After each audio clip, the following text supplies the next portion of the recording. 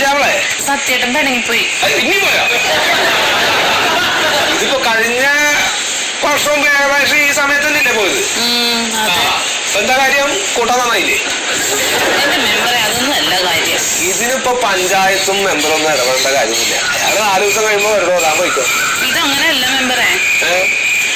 എപ്പം പിണങ്ങി പോയാലും 3-4 ദിവസം കഴിയുമ്പോ സത്യേട്ടൻ നമ്മുടെ വീടിന്റെ കിഴക്കേ വശത്തു കൂടി സൈക്കിളിൽ ബെല്ലടിച്ച് അങ്ങോട്ടും ഇങ്ങോട്ടും നടക്കും. 2-3 പ്രാവശ്യം പോയി കഴിയുമ്പോ ഞാൻ കൈ കാണിച്ച് വിളിക്കും. അപ്പൊ പുള്ളി ഇങ്ങോട്ട് വരും, അല്ലെങ്കിൽ ഞാൻ ചെന്ന് വിളിക്കും. പക്ഷെ ഇപ്രാവശ്യം വന്നില്ല. ഇപ്പൊ ആ സൈക്കിൾ എങ്ങാനും പഞ്ചറായിട്ട് എവിടെയെങ്കിലും അറിഞ്ഞിരിഞ്ഞ് നടക്കണ്ടാണാവോ? ഇപ്രാവശ്യം വേറൊരു കാര്യമുണ്ടോ മെമ്പറെ? എന്താ പറ. എന്റെ മെമ്പറിന് അറിയാലോ ഞാൻ എന്തോരം കഷ്ടപ്പെട്ടിട്ടാ ജീവിക്കണം. തൊഴിലുറപ്പിന് പോയ പൈസയും കുടുംബശ്രീക്ക് ലോൺ എടുത്ത പൈസയും കൂട്ടി വെച്ചിട്ട് ഞാൻ വേണ്ടി ഈ മാല പണയം വെച്ചത് എടുത്തു. അതെന്താ അയാൾക്ക് നല്ല കാര്യമല്ലോ? നല്ല കാര്യല്ലേ? എന്നിട്ടോ അത് പണയം വെക്കാൻ ചോദിച്ചോ? പണയം വെക്കാൻ ചോദിച്ചു. പിന്നെന്തേ? പുള്ളിക്ക് ഈ മാല കഴുത്തേലിട്ടോണ്ട് നടക്കണമെന്ന് ഞാൻ കൊടുക്കുവോ? 5 മിനിറ്റ് ഇടാൻ കൊടുക്കായിരുന്നു. അതെ ഈ ആയിരുന്നു പണിക്കട